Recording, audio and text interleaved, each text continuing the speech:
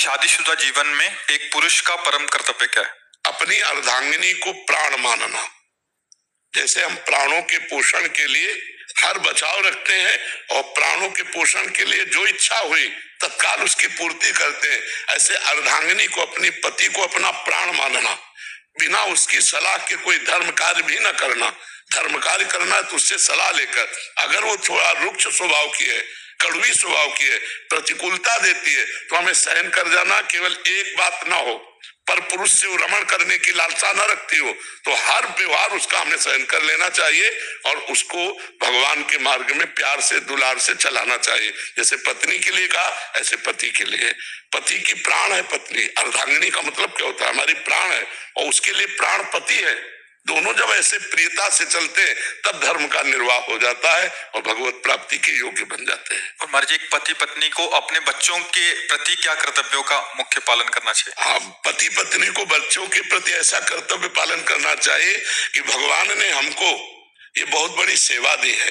जैसे हमारे माता पिता ने हमको स्वस्थ किया पढ़ा लिखा करके और ये हमको सतमार्ग दिया, ऐसे जब तक हम अपने बच्चों को पढ़ा लिखा कर पुष्ट करके और उनकी योग्यता के अनुसार उनका ब्याह आदि करके उनको अपने व्यापार नौकरी आदि में सरसब्ज न देख ले, तब तक हमारे लिए और कोई धर्म कर्म तीर्थ यात्रा नहीं।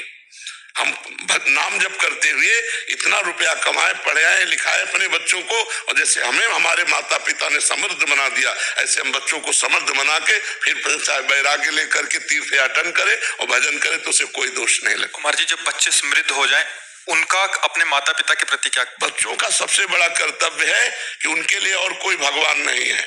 जिन माता ने, जब हम में ज्ञान नहीं था कि हम सोच लोग शंका उनके बिस्तर में, उनकी गोद में ही कर रहे हैं, उस समय वो गीले की तरफ लेट जाती और हमें सूखे की तरफ सुलाती, अपने शरीर का रक्त दुग्ध रूप में परिणित करके हमको पिलाया।